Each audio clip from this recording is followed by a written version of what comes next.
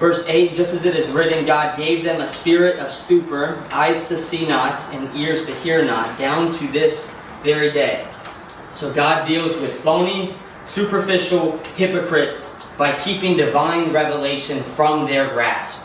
So divine revelation is right in front of them, but because of their previous rebellion and rejection, God keeps something crystal clear from their grasp, which is what he was doing with his son. They already rejected.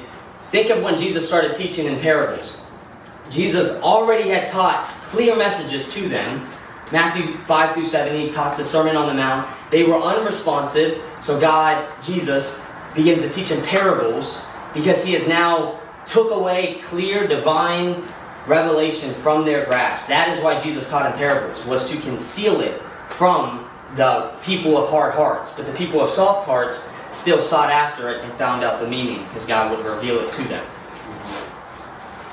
Verse 9, and David says, let their table become a snare and a trap and a stumbling block and a retribution to them. So you have Old Testament passages talking about how there will be a stumbling block placed in Zion, and it's a direct reference to Jesus, that Jesus is that stumbling block. And what is happening here is that their false assurance has laid a trap for themselves. And I think that can say a lot more than just to the Jews of that time, is we can have an assurance of our salvation, but a false assurance only leads to a trap. It leads to a snare.